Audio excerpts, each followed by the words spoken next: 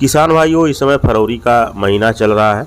अगेती फसलों में बालियां निकल चुकी हैं और दाना भरना भी शुरू हो चुका है। वहीं पछेती जो फसलें हैं वह ग्रोथ की ओर अग्रसर हैं। वहीं कुछ में बालियां निकलने की भी स्थिति हो चुकी है और इस समय हीट स्टेज जैसी स्थिति बनी हुई है। दिन का टेम्परेचर काफ़ी अधिक हो जा रहा है, लगभग 25 से 30 डिग्री सेल्सियस तक हो जा रहा है। वहीं रात का टेम्परेचर लगभग 12 से 13 डिग्री सेल्सियस के आसपास बना हुआ है।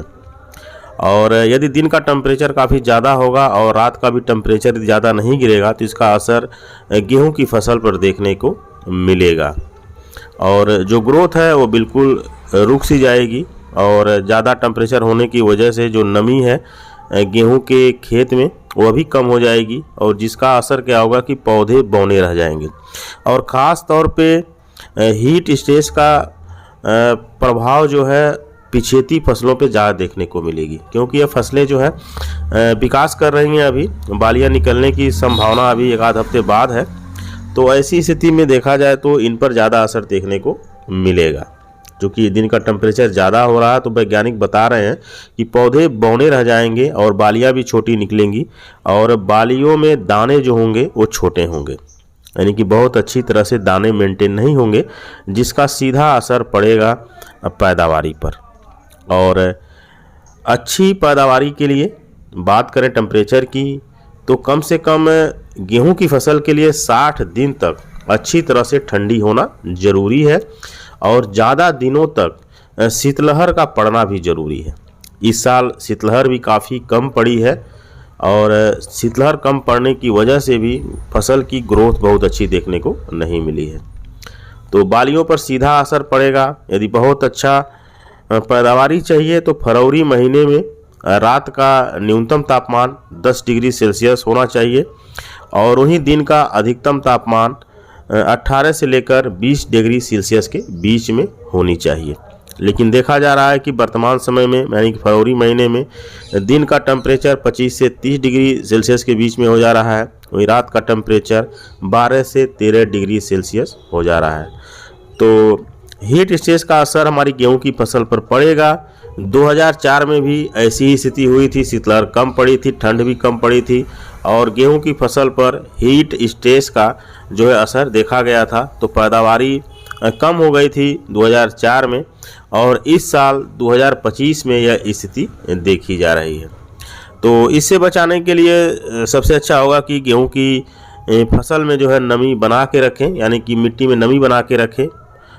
फसल में नमी की कमी नहीं होनी चाहिए।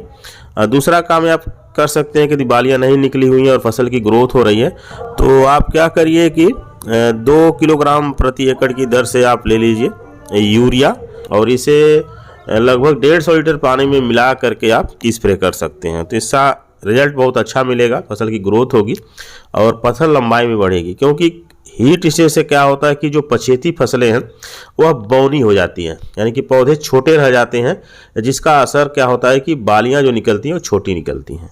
तो फसल को अच्छी तरह से मेंटेन करने के लिए आप यूरिया का इस्तेमाल कर सकते हैं स्प्रे के रूप में।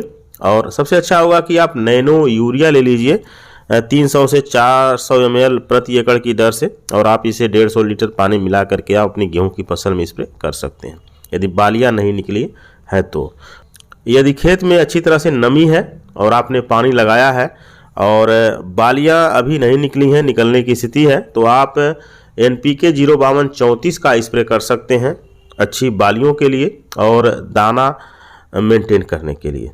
और वहीं यदि आपकी फसल में बालियां निकल चुकी हैं और दूध से दाना बनने की प्रक्रिया शुरू होने की स्थिति है तो ऐसी स्थिति में आप NPK 0050 का स्प्रे कर सकते हैं 1 किलोग्राम प्रति एकड़ की दर से और इसे आप 150 लीटर पानी में मिला करके स्प्रे कर लीजिए।